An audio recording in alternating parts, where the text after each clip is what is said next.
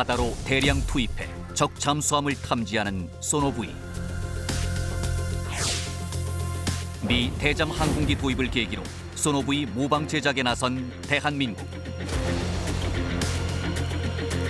수중 음향 탐지에 대한 아무런 지식도 경험도 없는 상태에서 한국 소나 기술 개발의 초석을 다지기 시작한 진해의 과학자들.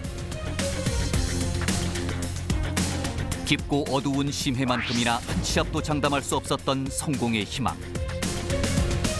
하지만 무수한 실패를 통해 배우며 소노부이에 이어 계류부이 제작 사업에 돌입하는데, 과연 진해연구소의 과학자들은 소나 개발의 열쇠를 찾을 수 있을까? 우리 바다를 지키는 핵심 장비, 대한민국의 소나 개발사. 그 두 번째 이야기를 만나본다.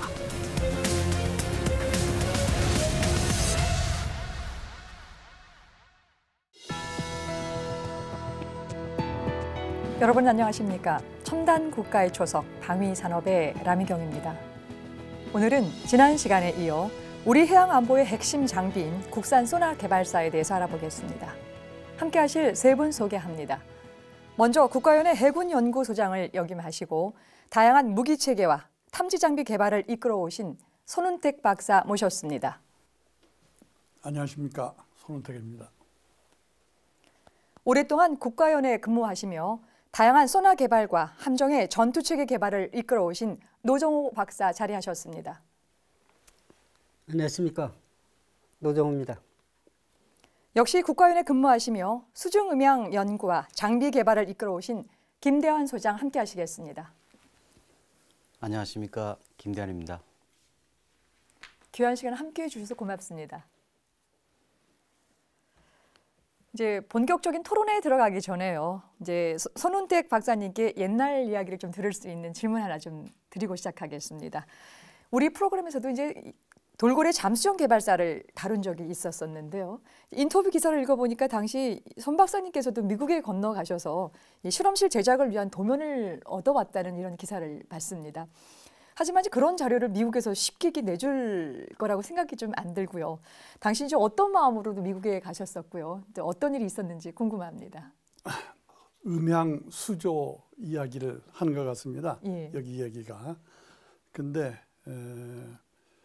우리가 수중 무기 지금 뭐 잠수정, 기뢰, 어뢰, 그 지금 아까 이분들이 개발한 소노부이, 소나, 타스 등을 개발하는데 절대 필수적인 것이 시험할 수 있는 수조입니다. 수조. 아까 여기 얘기했지만 우리가 초창기에 시작에는 아무것도 없는 백지 상태에서 시작했지만 정말로 연구 개발을 하려면은 시험 장비가 절대로 필요한 것이죠. 그런 상황에서 그때 마침 우리가 미국하고 DEA라는 게 있습니다. 데이터 익스체인지 어그리먼트라고 각 분야별로 우리가 데이터를 주고 또 미국 사람들이 우리한테 데이터를 주는 상호 교환하는 것인데 우리 수중 무기 분야도 그 중에 하나가 포함되어 있었습니다. 마침 미국에서 그 DEA 요원들이 우리 연구소를 방문한 기회가 있었습니다. 그 중에는 이제 수중 무기 전문가들이 있었는데 특히 그 중에 음향 수조를 책임진 사람이 있었어요. 그런데 만나서 얘기를 해보니까 나하고 MIT 동창입니다. 그때는 알지 못했지만 서로 얘기를 하고 보니까 같은 MIT 출신이 이제 통했죠. 그래서 제가 부탁을 했습니다. 우리가 지금 여기에 꼭 필요한 것이 음향 수조인데 우리가 경험도 없고 지금 아까 같이 소나부이 개발하는데도 여러 가지 문제가 많은데 일일이 시험하려면 배를 타고 바다에 나가서 시험해야 되고 그것도 데이터도 정확하게 받지도 못하고 이러니까 이 양반이 그러면 자기가 지원을 해주겠다 하는 약속을 하고 떠났습니다. 그래서 제가 미국으로 간 게 아니고 그 당시에 그 음향 전문가인 나정열 박사, 그 다음에 시설과장하고 두 사람을 제가 보냈어요. 왜 두 사람을 보냈느냐? 시설과장이 가야지 그 건설할 때 필요한 것을 잘 보고 올 것이다. 또 음향에 대해서 알 것이다 해서 두 사람을 제가 보내고 특히 이제 그 동창한테 전화를 해가지고 우리 내 이 사람들을 보내니까 잘 좀 좋은 자료를 보내달라 이렇게 부탁하고 보냈습니다. 그 두 사람이 가서 참 열심히 했는데 거기서 다 구경시켜주고 자기들이 그동안에 수십 년 동안 쌓아온 그 수조, 음향 수조의 노하우는 물론이고 도면, 수조의 일반 도면뿐만 아니고 그 설계, 설립하는 데 필요한 세부 설계 도면까지 원세트로 해가지고 딱 우리한테 지원을 해줬어요. 거기다 플러스 해가지고 자기들이 수십 년 동안 운영해 오면서 생겼던 문제, 또 앞으로 수조를 만든다면 어떻게 개조를 할 것인가, 어떻게 해야만 좋은 수조가 될 것인가 하는 그런 것을 다 기록을 해가지고 이 두 사람이 돌아왔습니다. 그걸 기초로 해서 우리가 진에다가 음향 수조를 이제 건설하게 되니까 그야말로 뭐 자신 있게 전 세계에서 제일 좋은 미국 거보다 더 좋은 수조를 우리가 건조하게 됐습니다. 그 수조를 건조한 것이 기초가 돼서 오늘날 지금 저 양반들이 그 연구하고 있는 소나부유는 물론 그 다음에 소나, 그 다음에 토드어레이, 타스, 그 다음에 심지어 어뢰, 기뢰, 잠수정, 수중병기 개발하는데 큰 공헌을 하게 됐습니다. 예, 또 그런 또 숨겨진 이야기가 또 있었군요. 잘 들었습니다. 예, 오늘은 이제 본론도 미국 이야기부터 이제 나누기 시작을 할 것 같은데요. 그러니까 지난 시간에 이어 우리가 이 소노부의 모방 개발 사업이 그 결국은 이제 기술 도입 면허 생산으로 이제 전환되었다는 얘기까지를 좀 나눴었는데요. 노종호 박사님, 이제 바로 그 소노부에 관련해서 우리나라 연구원들이 또 이 기술을 이제 배우러 미국으로 이제 연수를 다녀왔다는 얘기를 좀 들었는데요. 당시에 이제 어떤 계기로 미국에 가서 이 연수를 받게 됐고 또 이제 회고해 보건데 그 당시 연수 기간 동안에 좀 잊지 못할 또 이야기가 있을 것 같은데 어떤 것이 좀 있을까요?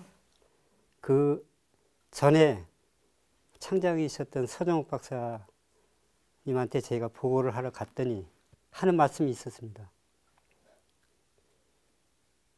이거는 연탄 찍어내듯이 만들어야 되는 장비인데 이래가지고 무슨 놈의 저희가 되겠냐. 그래서 이제 뭐 그 아까 말씀드린 업체하고 해서 이제 이 기술 도입 생산으로 전환은 된 건 맞습니다. 간 게 이제 미국의 인디애나주에 있는 포트웨인의 매그나박스라는 회사입니다. 그 회사에 갔을 때 첫 번째 느낌이 공정이라는 게 있었어요. 생산 공정 라인. 그걸 처음에 딱 보여주는데 굉장히 깁니다. 라인이. 그렇다고 흘러가는 게 아주 뭐 계속 이게 뭐 술병 이렇게 가듯이 그건 아니지만 하나하나 가면서 그 시험하고 다음 넘기고 시험하고 해서 맨 마지막에 이제 어셈블링해서 나오는데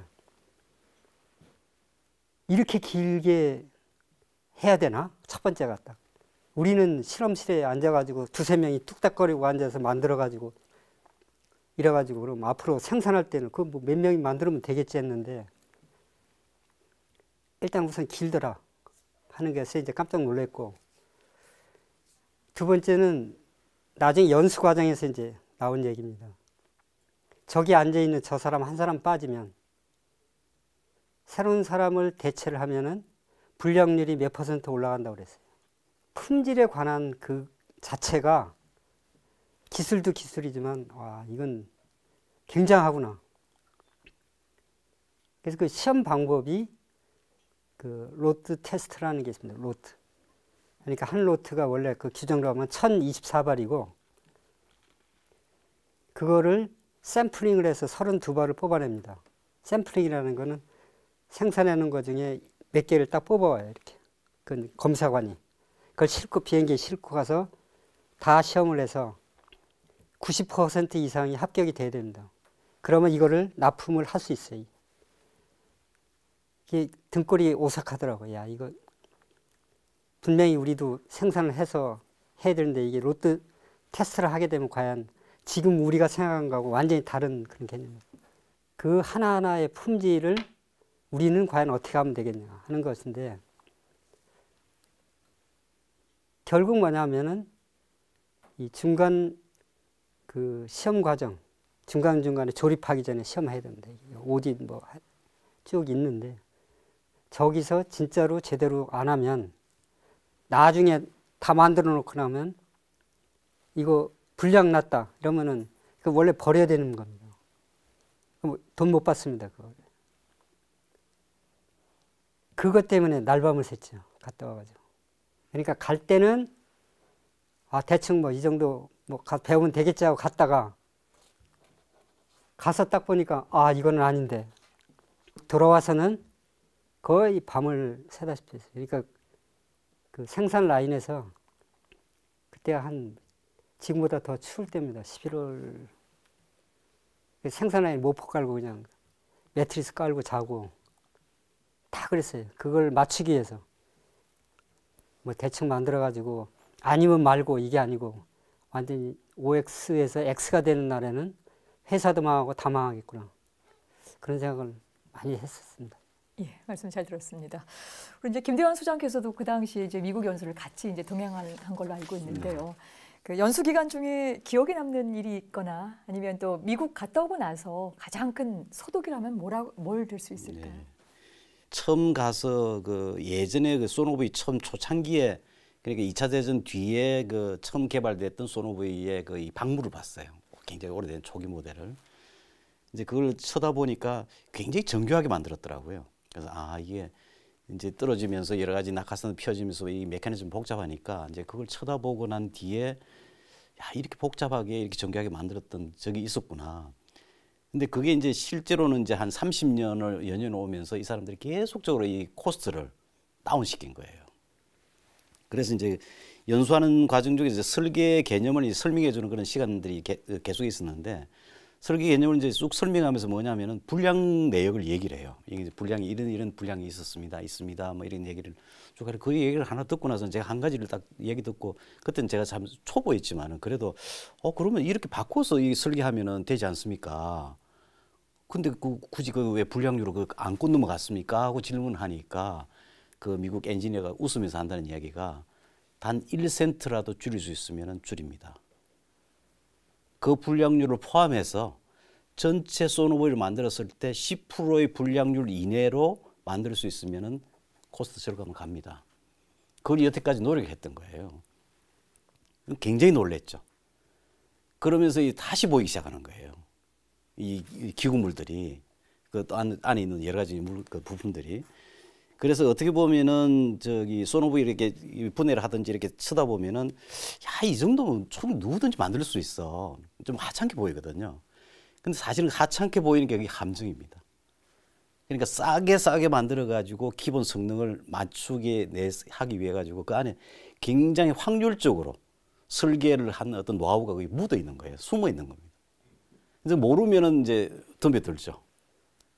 그래서 대부분 많이 이제 실패들을 하고 이제 그 좌절도 느끼기도 하고 하여튼 그런 그 어떤 그 하나의 장비인데 그래서 그거는 이제 굉장히 놀랐었고요.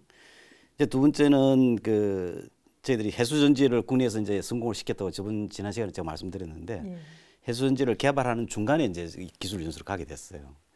근데 이제 이 라인 2가 있는데 라인 2를 딱 하다 보면은 방이 하나 있는데 거기는 딱 문을 잠궈 놓고 저희들한테 오픈을 안 하는 거예요. 그래서 짐작은 했죠. 아, 저기 분명히 안에 센서든지 아니면 해수전지든지 그 조립하는 곳이 되겠다. 그래서 해수전지라고 나중에 이제 추정을 하고 이제 짐작을 했는데 전혀 거기는 안 보이죠요. 이게 통제구역이다. 그래서 이제 마지막 그 연수 마지막 단계에서 됐는데 새로운 신입사원이 들어왔어요. 마너벅스에서.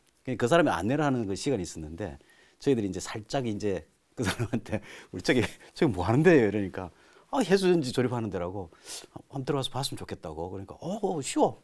Why not? 이러면서 데리더라고요. 얼큰이 딱 들어가면서 딱 쳐다보니까 이제 한 10명 정도 아줌마들이 앉아가지고 딱 하는데 해수전지를 조립을 하고 있는 거예요. 그걸 여태까지 고민을 했었죠. 개발을 했었죠. 그게 들어가서 이제 딱 보니까 극판도 보이고 막 세퍼레이터도 보이고 다 보이는 거예요. 막 묻다가 극판을 하나 이렇게 보다가 연구 노트 하나 꽂고 이렇게 해가지고 들고 나왔죠. 그래서 사실 어떻게 보면은 이제 그 뭐 요즘 이제 한참 지났으니까 이제 말씀드릴 수는 있는데 그러고 나서 이제 한국에 들어와서 그 부분을 참고로 해가지고 이미 이제 저희들 개발을 해가지고 검토를 하고 있었으니까 그걸 다시 분석을 해가지고 이 완성도를 또 어떤 완성 시기를 저희들이 당기면서 완성도 높인 그런 적이 있죠. 하여튼 그런 에피소드가 있었습니다. 그래서 그런 것들이 이제 굉장히 이제 도움이 됐고요.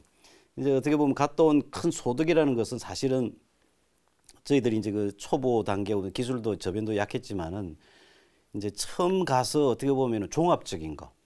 그러니까 이제 TDP라는 걸 저희들이 이제 받은 거거든요. 이제 그 기술 도입을 이제 저희들이 이제 예산을 또 이제 지불하고 이제 받아왔으니까 테크니컬 데이터 패키지로 해가지고 거기는 설계, 생산, 뭐 시험 평가 뭐 이런 것들을 처음부터 총망라한 어떤 기술 자료의 묶음입니다, 이게. 그러니까 이제 아주 저희들이 접은 기술이 없는 상태에서 이런 TDP를 처음 접해 보니까 아, 이게 시스템을 이렇게 이 사람들이 접근하는구나 하는 걸 저희들이 깨달은 거죠. 사실 어떻게 보면 그것이 굉장히 저희들이 시각을 굉장히 넓힌 하나의 지금 중요한 계기가 됐고, 그 나중에는 이제 이런 센서나 소나 전체적으로 이걸 성공시킬 수 있는 어떤 굉장히 밑거름이 되다고 저는 보고 있어요. 그래서 어떻게 보면은 모방 개발에서 저희들이 성공을 했었더라면은 그런 기회는 사실 없었을 텐데, 그게 이제 모방 개발이 실패를 하고 기술 전수를 받으면서 새롭게 어떤 큰 어떤 그 틀을 저희들이 갖추고 출발할 수 있었다는 어떤 그런 굉장히 중요한 어떤 그런 성과를 그때 저희들이 얻게 됐었죠. 예. 네. 희망적인 얘기 잘 들었습니다. 여러분께서는 지금 첨단 국가의 초석 방위 산업을 시청하고 계십니다. 미국에서 인수한 대잠 초계기 안에 무언가 잔뜩 실려 있었다. 하지만 그것이 무엇인지는 아무도 몰랐다. 그렇게 한참이나 창고에 묵혀두었던 정체불명의 장비들. 그 정체는 바다에 투입해 잠수함을 찾는 소노부이.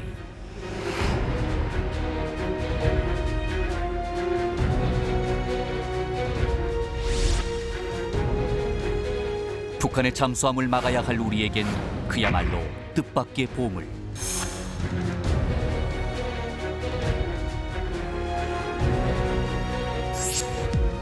그것이 시작이었다.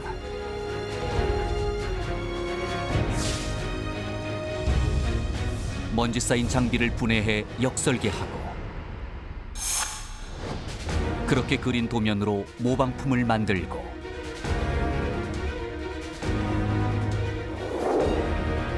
거듭되는 실패를 겪고서야 우리에게 부족한 것을 하나하나 깨달았던 대한민국 수중 음향 탐지의 지극히 미약한 시작.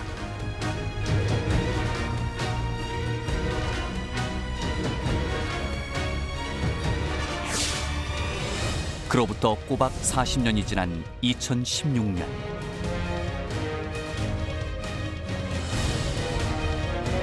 대한민국 방산 부품 장비 대전.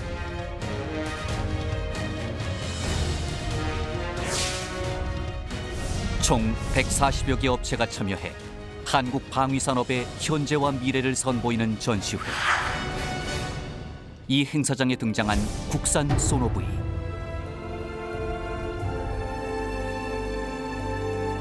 한 번 바다에 투입하면 회수가 불가능한 소모품. 모방 개발 40년 만에 국산화의 성공. 연간 60억 원 이상의 수입 대체 효과 기대. 선배열 소나, 헐마운트 소나와 함께 철통 같은 대잠 탐지망 구축. 소노부이를 쌓아놓고도 소노부이를 몰라봤던 수중 음향 탐지의 불모지 대한민국. 하지만 지금은 최첨단 소나 독자 개발국. 지난 40년 동안 과연 무슨 일이 있었던 것일까? 네, 자료 화면 잘 봤습니다. 네, 지금부터는 계류부위 사업에 대해서 구체적으로 살펴보겠습니다. 손 박사님, 이 계류부위는 어떤 장비이고요? 이제 국가연이 이 계류부위 사업을 시작하게 된 계기가 있을 것 같은데 어떤 이유에서 시작했습니까? 네, 우선 지금 말씀하셨던 소나부위 개발하면서 우리가 이제 음향을 수집하는 하이드로폰, 그다음에 그 프로세서 등에 대해서는 자신이 있었는데 아까도 얘기했지만은 우리 이북의 위협이 그 당시에는 이북 잠수함이 우리도 모르는 사이에 남한을 여러 번 다녀갔습니다. 그런 위협이 항만까지 들어오지는 않을까. 특히 우리 해군이 많이 계류하고 있는 진해나 부산이나 이런 데 잠수함이 와서 공격을 하면 완전히 속수무책이다. 이것을 탐지하는 방법으로 소나부이는 그때 비행기가 나가서 상황이 있을 때 투하해서 탐지하지만은 상시적으로 뭔가 설치해 놓고 적의 잠수함을 탐지할 수 있는 방법은 없을까 하고 생각한 것이 소위 소나부이를 이용해서 항시 감시할 수 있는 그러한 것이 이 계류부의 개념입니다. 이것은 아마 노정호 박사가 잘 그 내용을 알 거라고 생각합니다. 예. 그렇다면 노 박사님, 이제 이 계류부의 사업은 누가 참여해서 어떻게 좀 진행이 됐습니까? 소노부의 그 면허 생산이 한 1년쯤 지났을 겁니다. 이제 저희 팀이죠. 지금 저희 팀은 이제 주기적으로 바다에 나가서 시험 그 생산되는 걸 시험해주고, 그런데 어느 날 시무식을 딱 끝났는데 저한테 이 계류부에 관련된 사업이 선행 사업이 있었는데 이거를 마무리해라 하는 미션을 받았습니다. 소노부이는 이제 저희가 개발도 해봤고, 소노부이는 이제 알 만큼은 뭐 알았다, 이제 우리 생각은 그렇게 해서 그 미션을 받아가지고 알겠습니다 그러면 소노부이가 뭐 최대 8시간 정도 쓸 수 있는데, 그걸 뭐 예를 들어 100배, 뭐 예를 들면 이제 뭐 80시간, 뭐 100시간 하면은 이제 한 며칠 되죠. 그렇게 운영할 수 있게끔 이제 설계를 하고, 그러면 이제 쉽게 얘기하면 시간을 늘린 거잖아요, 라이프 타임을. 그러니까 이제 소위 말하면 이제 배터리를 이제 해수전지 같은 게 아니고 고급 이제 자동차 배터리입니다. 그걸 이제 이용을 해서 이 바다에 가면은 무게추를 가지고, 무게추가 있습니다. 앵커가 이제 바닥에 박히는 게 있는데, 그게 아니라 무게추에 의해서 이거를 잡게끔 하는 그런 걸로 해서 밧줄로 이제 쉽게 얘기하면 고정을 시키는 거죠. 이렇게 이제 두 개, 뭐 하나를 독립적으로 쓸 수도 있고, 두 개를 결합을 해서 쓸 수도 있고, 또 이 두 개씩 짝을 이어서 이제 쓸 수 있게끔 그렇게 설계를 했습니다. 그러니까 사업 자체는 소노부이 했던 팀 멤버가 주축이 돼서 바다에 깔아놓으니까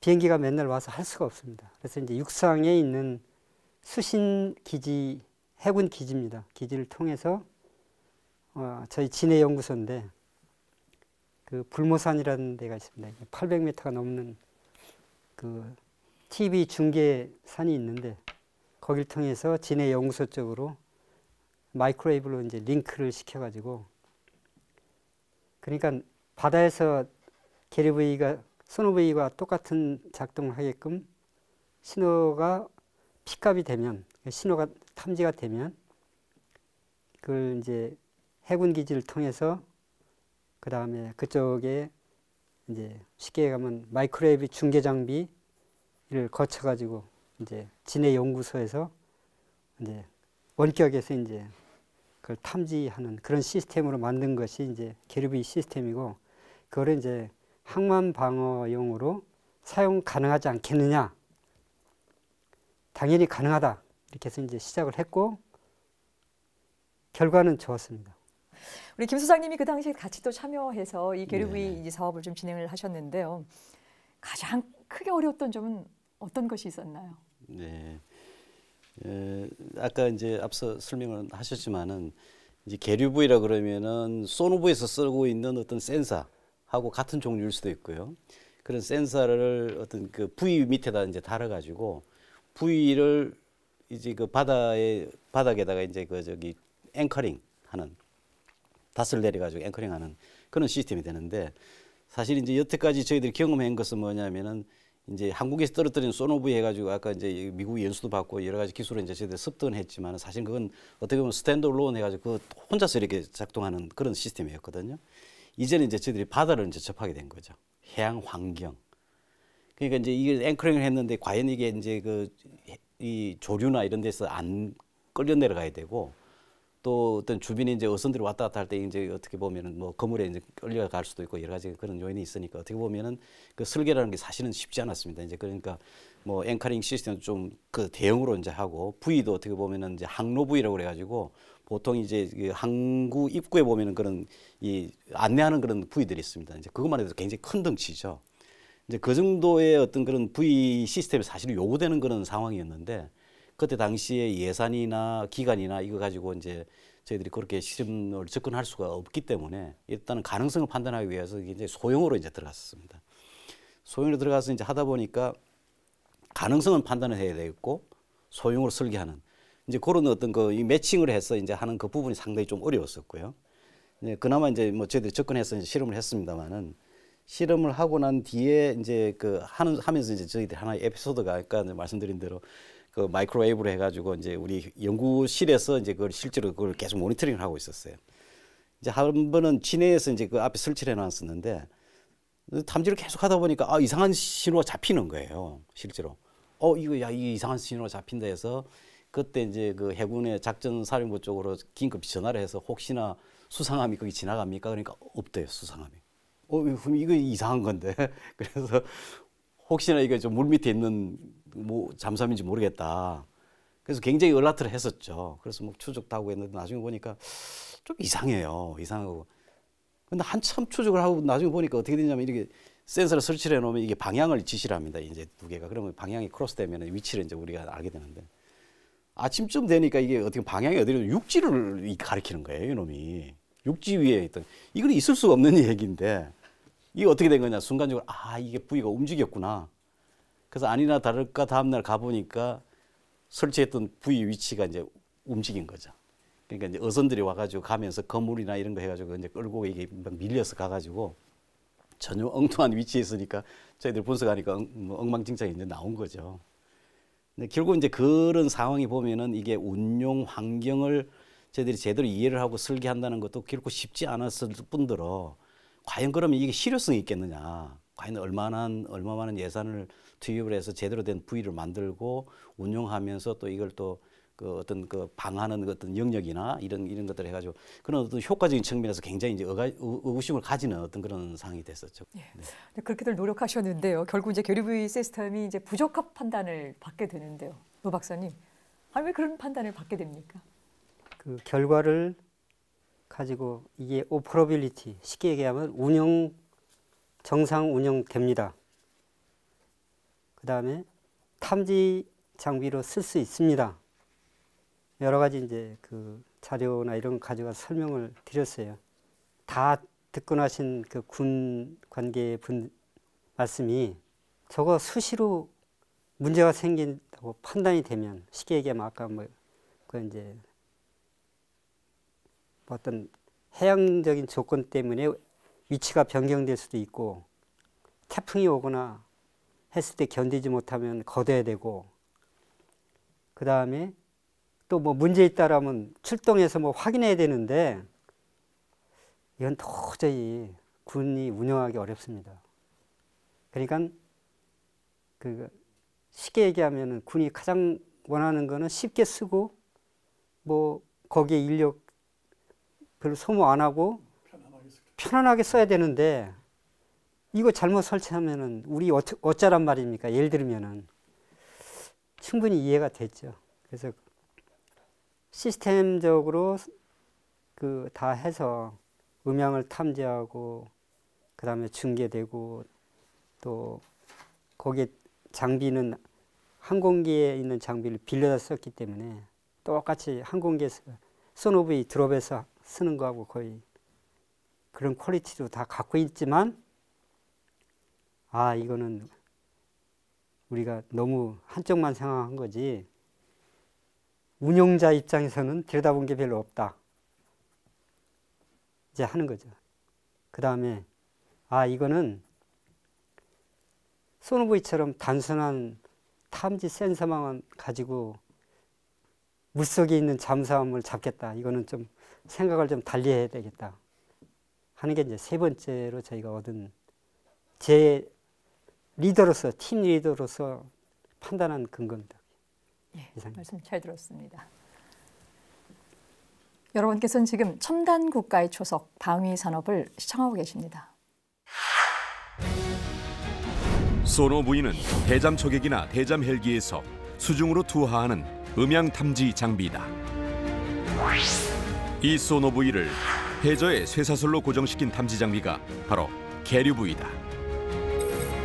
소노부이가 바다를 떠다니며 수중의 음파를 탐지하는 반면 계류부이는 특정 위치에 고정된 상태에서 원격으로 음파를 탐지, 식별, 추적할 수 있다.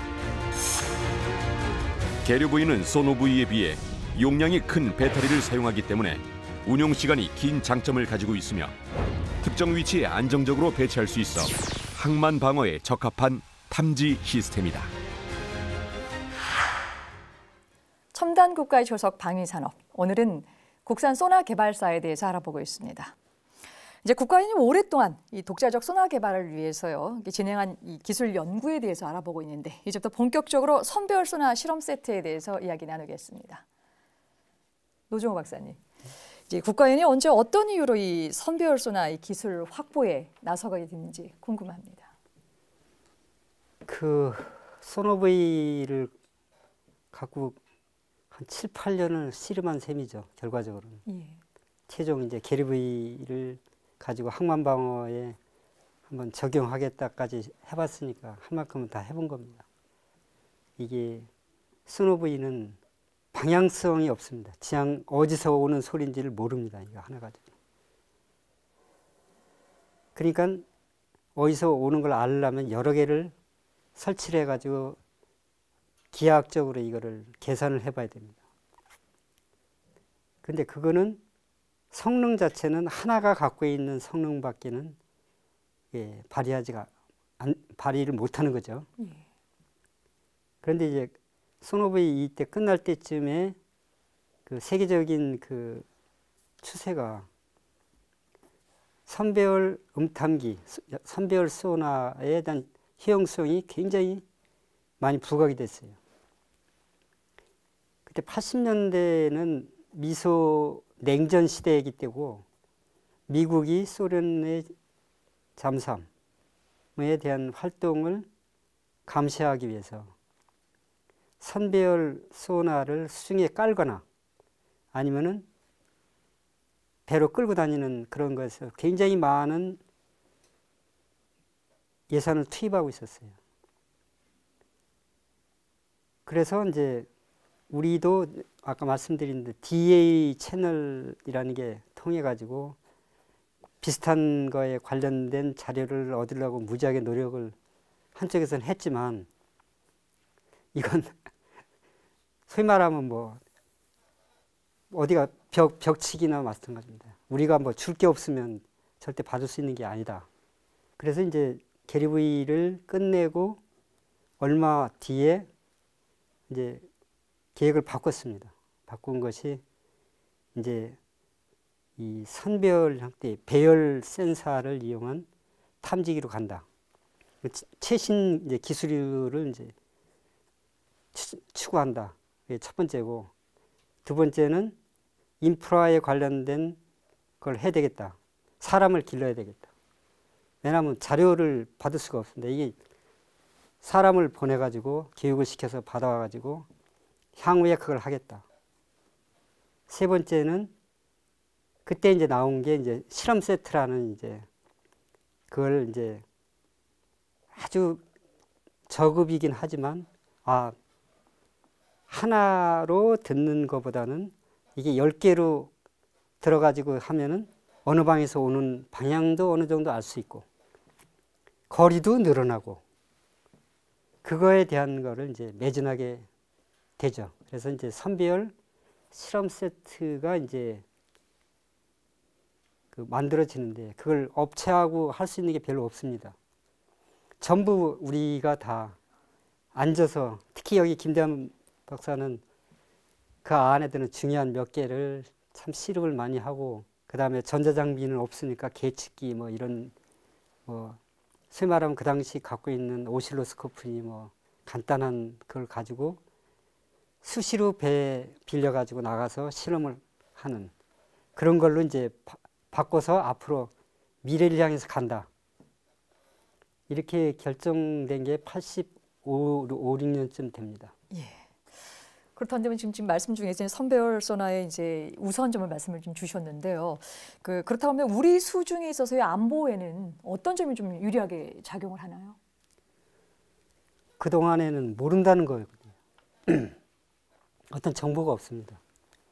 수상함에서 갖고 있는 소나가 이제 거의 액티브입니다.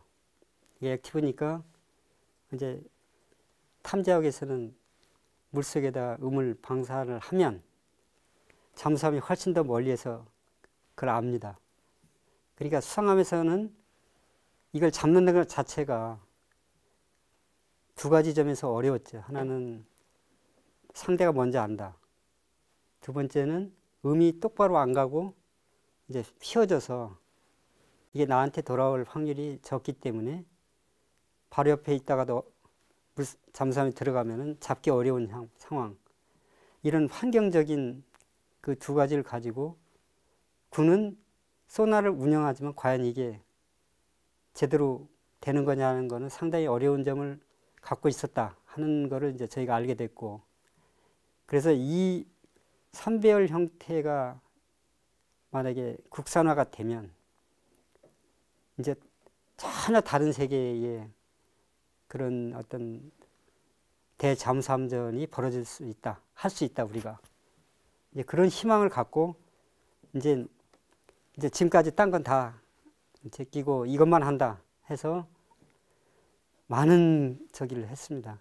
그 뒤부터는 거의 한 10여 년 가까이 이제 선배를 갖고 씨름을 하게 됩니다. 저희가. 예. 결국 이제 삼면이 그 바다로 둘러싸이고 북한의 도발적인 위협이 계속 이제 있게 되는 그 상황에 있어서 대잠전에 굉장히 유리한 것들을 지금 갖고 있다는 말씀을 좀 주셨는데요. 김대현 수장님, 그렇다고 한다면 이 선배열 기술 확보를 위해서 아까 이제 실험 세트를 구성했다고 하는데요. 구체적으로 어떻게 구성이 된 것입니까? 네, 이제 뭐 처음부터 좀 이렇게 큰 시스템으로 가기에는 저희들이 짚고 넘어야 될 게 굉장히 많았습니다. 그래서 이제 크게 한 3가지 단계로 저희들이 접근했었는데, 처음 단계는 아까 이제 이 선 배열이라는 자체가 센서를 선으로, 그냥 라인으로 어레이한다. 라인 어레이 소나거든요. 선으로 이렇게 배열을 일직선으로 쭉 배열을 했을 때에 어떤 방향을 가지고서 이게 내가 목적하는 목표를 탐지를 할 수 있는지, 또 그렇게 하는 어떤 그 이론적으로는 되지만은 실제로 그게 가능한 건지, 이제 그런 걸 실험하기 위한 어떤 물리적인 어떤 실험 세트가 있었습니다. 이제 그런 것들은 굉장히 심플했죠. 센서도 한 12개 정도. 그다음에 동원되는 것도 이제 뭐 케이블이나 이런 것들도 그냥 일반 시중에 있는 어떤 그런 케이블들을 사가지고 이제 접목을 하기도 하고, 그다음에 이제 그런 것도 이제 한꺼번에 가닥이 안 되는 게 여러 가닥을 한꺼번에 묶어가지고 이제 쓰기도 하고, 그다음에 이제 어구 감는 이런 윈치 있습니다. 수동으로 하는데 거기다 감아가지고 이제 그 호수 같은 데다 가서 이제 당겨가지고 그다음에 이제 실험을 하기도 하고 그렇게 했죠. 그럼 이제 신호 수신 관계는 신호 처리가 이제 생기기 전이니까 오실로스코프 가지고 이제 그런 녹음도 하고 분석도 하고 뭐 그런 단계였습니다. 그게 이제 첫 번째 물리적인 단계였고요. 물리적인 실험 단계였고, 그다음 단계는 가면서는 이제 서서히 이제 윈치에도 동력 기능을 집어넣기 시작하고, 센서 채널 개수도 늘리고, 이제 이 빔 포밍하는 이제 신호 처리기에 대한 어떤 그 기본적인 구성도 하게 되고, 이제 그런 걸 접목해서 이제 보는 그런 중간 단계가 이제 있었고요. 그래서 그 정도 단계에서 저희들이 이 정도 충분히 참 이 가능성이 있다. 그러면서 이제 마지막 단계에서는 이제 제대로 돼 있는 이제 폴리우레탄 호스라든지, 그다음에 이제 이 모듈을 해가지고 잘라서 연결할 수 있는 그런 구조, 그다음에 전체적으로 이제 거기서 가지고 있는 어떤 요구되는 그런 여러 가지 이제 특성이 있습니다만은 그중에 대표적인 케이스가 뭐냐, 이 물속에서 끌게 되면은 이게 전체가 이 물속에서 중성부력이 돼야 됩니다. 이제 조용히 이제 떠 있어야 되죠. 이게 이제 무게가 있으면은 끌게 되면은 이게 이제 이 스네이크 모션을 해가지고 이게 이 웨이브를 그리게 됩니다. 웨이브를 그리면서 끌게 되면은 이게 소음이 생겨요. 주변에 이제 유체가 흘러가면서 그 유체 소음이라고 하는데, 소음이 이제 휘 하고 생기는 그런 소음 자체가 잠수함 소리를 듣기 위해 가지고는 이제 이 극복해야 되는 건 숙제거든요. 그러니까 이제 중성부류도 설계를 해야 되고 길이도 길어야 되고 그다음에 이게 또 장력도 견뎌야 되고 채널 수가 많아지면 그걸 이제 계속 이제 보내고 받고 하는 이 커넥터도 이제 구조가 이제 설계돼야 되고 그럼 커넥터는 저희들이 일반적으로 알다시피 이제 커넥터 설계하다 보면 무게가 나가거든요. 그럼 요 부분도 어떻게 하면 가볍게 해가지고 장력을 견디고 그 이거 다 할 수 있겠느냐. 또 이게 또 그냥 커넥터는 이만큼 생기고 호스는 가늘고 그러면은 이게 가다 보면 이렇게 볼록볼록 생기면은 이것도 결국 소음이 생기거든요. 유체 흘러다 보면 이렇게 웨이브가 생기니까. 근데 그것도 잘 매끈해야 되고. 그러니까 숙제가 한두 가지가 아니었죠. 이제 그런 부분에 대해 가지고 이제 어떤 단계적으로 이제 그 실험 세트를 구성을 하고 그 뭐 마지막 이제 세 번째 단계라고 말씀드리지만은 그 속에 들어가 있는 어떤 시험 시제의 개수는 지금 아마 다 기억을 못 하겠습니다. 얼마나 말씀들을 많이 했는지. 그 제가 지금 나중에 얘기 들은 바로는 그 시제 업체가 그 지금은 하나텔레스로 바뀌었습니다만은 그저 구미에 있는 대우전자였는데 대우전자의 한 구석의 벽에 지그라든지 샘플이라든지 모듈이라든지 꽉 찼었어요. 예. 네. 노 박사님, 그럼 이제 그렇게 이제 여러 개에서 이 마련된 세트를 갖고 어떤 실험을 진행했습니까? 실험 세트를 가지고 할 수 있는 것은 방위를 아는 거예요. 그러니까 소노브이는 자체로는 방위를 모릅니다.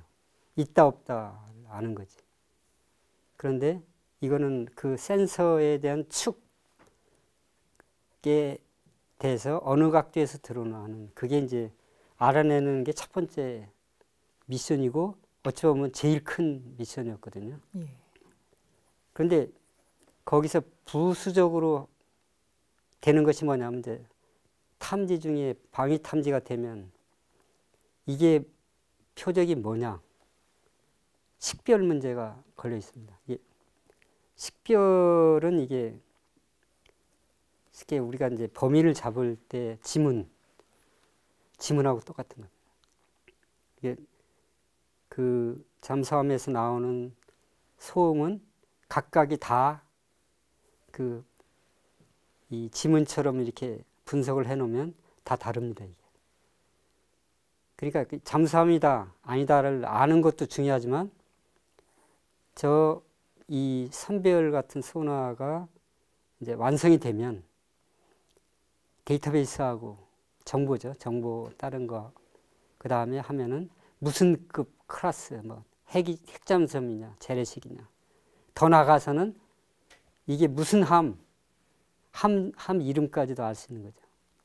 그래서 이제 미소 냉전 시대 때는 모든 자료가 거의 2급 비밀에 가까웠습니다. 미국도. 하여튼 철저하게 자료 자체에 대한 거는 회피를 했고 그것을 이거 하면서 참 끊임없이 저희가 요구도 했고 결국 뭐냐면은 방위를 알아내는 것이 초점이었다. 이걸 가지고 할 수 있는 거는 그래 보시면 되겠습니다. 예. 그럼 이제 방위와 이제 식별 문제 관련된 것을 이제 진행을 했는데요. 김대현 소장님 어떤 실험 진행하셨습니까? 예, 예. 그 말씀하신 대로 다시 다른 각도에서 좀 설명을 드리면은 아까 이제 단계적으로도 실험 세트도 구성했지만은 실험도 어떻게 보면은 이제 그 기초적인 실험, 이론에 대한 어떤 기초적인 실험이 있었고 그다음에 기본적으로 구성품들이 어떻게 작동하는지 하는 기본 구성 시험. 그다음에는 이제 이 기능이 제대로 구현되는가 하는 그런 시험까지 이제 단계적으로 거쳤고요. 그 뭐 하다 보면은 호수 시험도 있었고 그 호수 시험에 가기 전에 이미 수조 시험은 이제 거쳐야죠. 수조에서 정밀하게 다 측정을 해보고 그다음에 호수에 가서도 실험하고 또 바다에 나가서도 실험하고 그다음 바다에 나가서도 보면은 뭐 조그마한 함정까지도 끌기도 하고 또 대형 함정까지도 끌기도 하고 뭐 여러 가지 이제 그런 거를 저희들이 경험을 했었는데 그 안쪽에 뭐 실험한 내용은 여러 가지가 있습니다. 이제 거동 분석을 해보고 제대로 이제 그 딸려오는지 그다음에 그 고속으로 끌어서 이제 장력도 견디는지 뭐 여러 가지 시험이 이제 그 안에 내포될 수가 있죠. 예. 근데 이제 그렇게 실험 과정 중 참 어려운 점도 많았을 텐데요. 가장 어려웠던 점은 어떤 것이었고 또 그 결과는 어땠는지 궁금합니다. 예, 예. 그 이제 이게 전체가 이렇게 연결이 돼 가지고 수백 미터로 연결이 됩니다. 그 채널 수도 굉장히 많거든요. 그러면 이제 그 채널하고 이 길이가 긴 거에 결국은 이 예인되는 선별 소나라 그러면은 케이블이 한 개로 올라오게 돼 있습니다. 그럼 결국은 이제 쳐다보고 저희들이 신호를 수신하는 거는 뭐냐면 맨 끝단이거든요. 신호철이 바로 입력단. 그 부분이 케이블을 통해서 올라오기 때문에 그 신호만을 저희들이 쳐다보고 이 거동이라든지 자체 소음이라든지 그 각 부품들이 작동하는 기능이라든지 뭐 이런 것들을 종합적으로 분석을 해내야 되는데 그걸 하나하나 이렇게 분해해 가지고 볼 수 있는 그런 것이 굉장히 어려웠어요. 왜냐하면 종합된 시그널을 위해서 계속 모니터링하고 있으니까. 그래서 아까 이제 그 실험 세트 구성하는 것도 이제 그런 베리에이션 주기 위해 가지고 어떤 것은 국한하고 어떤 거는 좀 베리에이션 주기도 하고 경우의 수를 늘리기도 하고 해서 여러 가지를 이제 그 했는데 그러한 어떤 구분되어 있는 성능을 저희들이 분석을 하고 또 설계를 보완하고 하는 그런 부분들이 이제 굉장히 좀 어려웠었고요. 그래서 이제 그런 것들을 또 어떻게 실험하느냐 하는 실험 방법 이런 것도 고안도 굉장히 좀 어려웠죠. 그래서 이제 사실은 이제 그 마지막에 가서는 그 자체 소음을 줄이기 위한 노력이 이제 저희들 굉장히 많은 노력을 했었는데 자체 실험을 이제 그 하게 되는데 그 자체 실험을 하면은 어떤 문제인지 어떻게 추적해야 되는지 하는 거 굉장히 어려워요. 그럼 그때 제가 보기에는 그 아마 그 한 며칠 뭐 날밤 새듯이 해가지고 이제 그 연구원들하고 해가지고 그걸 뒤져가지고 이제 해결을 딱 하게 되면은 굉장히 그 기쁨이 이루 말할 수가 없었죠. 예, 하여튼 그런 예. 잘 들었습니다. 결국 이제 실험 결과를 비롯해서 여러 가지 데이터를 이제 분석한 결과 이제 과연 이제 우리 해역의 이 선배열 소나가 적합한지까지 결정이 났을 것 같은데요. 도 박사님 어떻게 됐습니까? 그 선배열 세트를 고정해서 시험하다가 한 3번째쯤 바꿨을 때는 끌 수가 있었습니다. 이거를 예인을 할 수가 있었습니다. 케이블에 이제 센서를. 근데 그때 이제 그 남해에서 시험을 한번 한 적이 있습니다. 남해는 수심이 얼마 안 됩니다. 통상 이제 외국에서 들려오는 소리는 한국 근해에서 남해나 서해에서는 이게 안 된다. 소음이 너무 많아서 안 된다. 이제. 그런데 어느 날 이제 시험을 하고 분석을 해보니까 어느 주파수 대역에서는 생각보다 잘 됐습니다. 근데 그걸 한 게 뭐냐면 이제 그 시험을 할 때 그 표적을 그냥 아무 데다 놓고 한 게 아니고 길에 그 소해암이 있습니다. 소해암에 음양 소해구가 있어요. 그러니까 해군에 이제 그 길에 소해암을 이제 빌려가지고 이것 좀 동작해 주시오 해가지고 그걸 가지고 시험을 해봤습니다. 그러니까 어느 정도 알고 있는 신호를 가지고 이제 시험을 한번 해본 거죠. 제가 깜짝 놀랐습니다. 아, 이 어떡하지? 내가 듣기로는 진짜 이거 서해에서 남해에서 되는 거야? 근데 무슨 이유인지 모르지만 하여튼 아 이건 아닌데 내가 판단하기는 분명히 된다. 그래서 이제 그 뒤에 한 번 더 이제 개조를 하게 됩니다. 보다 더 성능이 이제 좋게끔 개조를 하고 그 하나를 한 번 실험을 더 했어요. 그건 어디 가서 했냐면은 동해 울릉도 근해에서 했습니다. 그때는 뭘 표적으로 했냐면 한국 해군하고 미국 해군이 대잠수함전 훈련을 1년에 한 번씩 합니다. 그 태권도 훈련이라고 되어 있는데 그 구역을 들어가서 이제 몰래 한번 해본 적이 있습니다. 근데 결과는 뭐냐? 아무것도 없어요. 랩에 소음도 없고 깨끗합니다. 그래서 아 이게 음향이 얼만큼 영향을 미치는지는 내가 장비 아무리 잘 만들어도 저거 없으면은 저거 예측이 안 되면은 불가능하다. 그런데 다행히도 그거를 옆 부서에서 열심히 하고 있었습니다. 그걸 나중에 갖다 쓰게 됐죠. 그래서 예측이라는 걸 하면서 할 수 있는 시스템이 나중에 된 겁니다. 근데 어쨌든 실험 세트 그 자체는 아 우리도 이제 할 수 있겠구나. 조금 더 해보자. 했던 그런 기억이 아주 새롭습니다. 오늘 세 분 말씀 잘 들었습니다. 첨단 국가의 초석 방위산업, 오늘 준비한 것은 여기까지입니다.